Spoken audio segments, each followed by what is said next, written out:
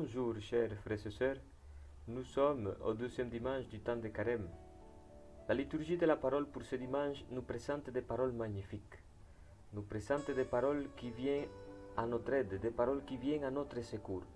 Chaque deuxième dimanche du temps de Carême, l'Église nous présente dans sa sagesse l'évangile de la transfiguration, qui nous projette déjà vers la lumière, vers la gloire, vers la résurrection. Dans la première parole, nous allons écouter un moment important de l'histoire du salut. C'est l'appel que Dieu fait à Abraham pour qu'il quitte sa patrie, sa famille, ses sécurités, pour un pays, une terre que Dieu lui donnera, car Dieu veut faire de sa descendance un grand peuple. Abraham est un homme malheureux, un homme qui a échoué dans sa vie. Mais Abraham deviendra la figure de la foi. Abraham est celui qui obéit. Abraham est celui qui écoute constamment Dieu et celui qui répond favorablement à son appel avec une confiance totale. C'est pourquoi le Seigneur comblera les désirs de son cœur. Le Seigneur lui accordera une terre et une descendance.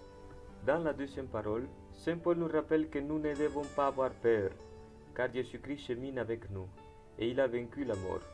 L'apôtre des nations nous invite également à accepter la mission que le Christ nous a commandée, c'est-à-dire donner témoignage de son évangile, même si beaucoup de fois cette annonce implique certaines difficultés ou certaines souffrances.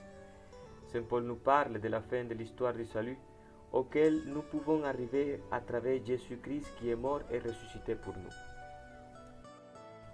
Et enfin, la liturgie de la parole de ce dimanche nous présente l'évangile selon Saint Matthieu, qui relate la transfiguration de notre Seigneur Jésus-Christ. Jésus est révélé comme le Fils bien-aimé de Dieu, qui vient sauver et libérer l'homme à travers le don total de sa vie. Cette parole nous parle de la transfiguration. Transfiguration est une parole très importante, est un mot magnifique, un mot que nous écoutons souvent, mais que nous ne comprenons pas trop.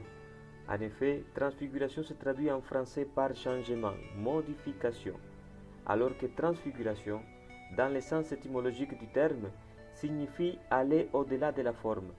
Aujourd'hui, cette parole nous invite tous à nous laisser transfigurer par Dieu, c'est-à-dire à faire une conversion radicale, aller vers une autre direction, faire une expérience profonde avec le Christ qui nous porte à penser de manière différente. J'aime cet évangile de manière particulière car le Seigneur nous invite à faire une expérience personnelle avec lui. Nous allons écouter qu'il prend avec lui Pierre, Jacques et Jean et les amène à l'écart dans une haute montagne. À plusieurs reprises, Jésus choisit ses 3 disciples pour vivre des moments importants avec lui. Rappelez-vous au moment du Gethsémani pour soigner la belle-mère de Simon-Pierre, au mont Tabor aujourd'hui avec la transfiguration, etc. Et le Seigneur ne choisit pas ses disciples parce qu'ils soient les meilleurs, parce qu'ils sont les plus capables, ils sont les plus intelligents. Non, le Seigneur les choisit parce qu'ils sont les plus pauvres, les plus faibles. Ce sont eux qui en ont besoin véritablement de faire cette expérience avec le Christ transfiguré. De cette même manière, le Seigneur nous appelle. Le Seigneur nous appelle aujourd'hui dans notre pauvreté. Le Seigneur nous appelle aujourd'hui dans nos faiblesses. Le Seigneur nous appelle parce que nous avons besoin de le voir transfiguré. À travers ces petits morceaux de l'Évangile, nous pouvons comprendre que c'est le Seigneur lui-même qui prend l'initiative d'appeler ses disciples. Le Seigneur les appelle sur une montagne, une haute montagne, sur une élévation de terre. Cette élévation de terre peut signifier la souffrance et les difficultés, au fond la croix. Mais la montagne aussi, c'est le lieu de la rencontre avec Dieu. Il y a encore un autre détail fondamental dans cet évangile, c'est la figure de Moïse et d'Élie. Voici que leur apparut Moïse et Élie qui s'entretenaient avec lui. Cette précision qui fait l'évangéliste est très importante, car Moïse et Élie représentent la loi et les prophètes.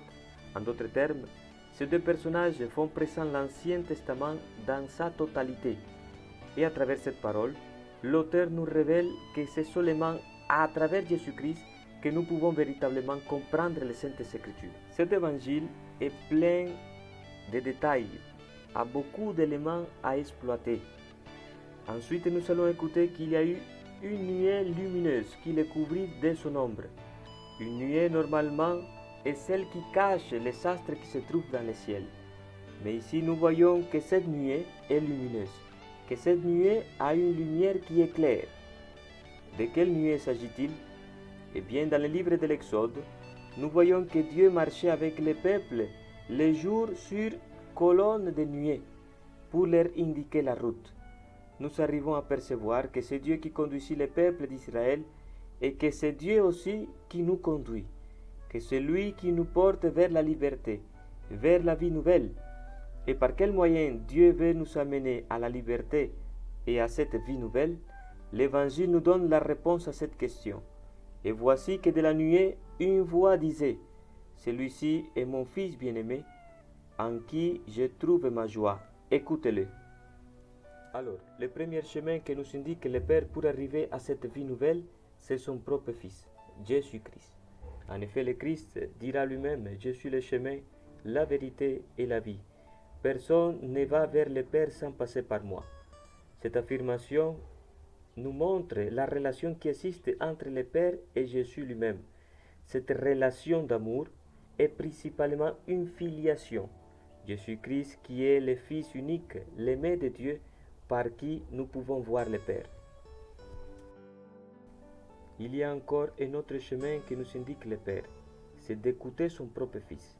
Cette affirmation nous renvoie directement vers le cœur de la foi en Israël, vers le premier commandement que Dieu donne à son peuple, le schéma. Écoute Israël. Le peuple de Dieu est le peuple de l'écoute. En effet, les verbes comprendre et obéir en hébreu sont liés à l'écoute. Ainsi, pour rentrer en relation avec le Père, pour connaître cette vie nouvelle, il est nécessaire d'écouter. Saint Paul nous dira, la foi rentre par l'écoute de la parole, par l'écoute de la prédication. Et Marie, au nonce de Cana, dira, faites tout ce qu'il vous dira. Donc, écouter le Christ devient ainsi le chemin pour transformer notre nature et découvrir l'amour que le Père a envers chacun de nous. L'Évangile continue en disant que quand ils entendirent cela, les disciples tombèrent face contre terre et furent saisis d'une grande crainte.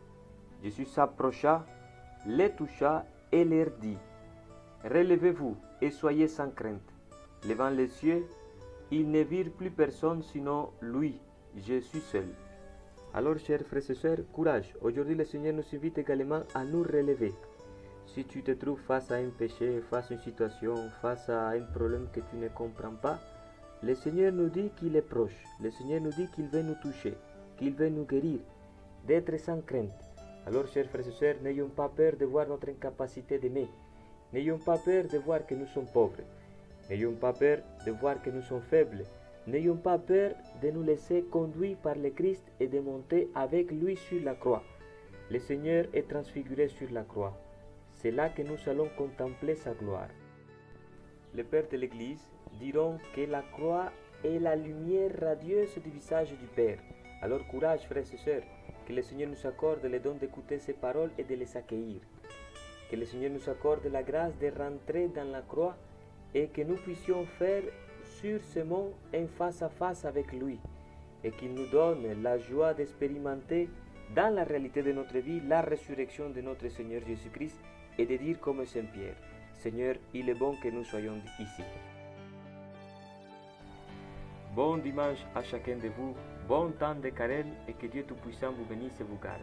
Au nom du Père et du Fils et du Saint-Esprit. Amen.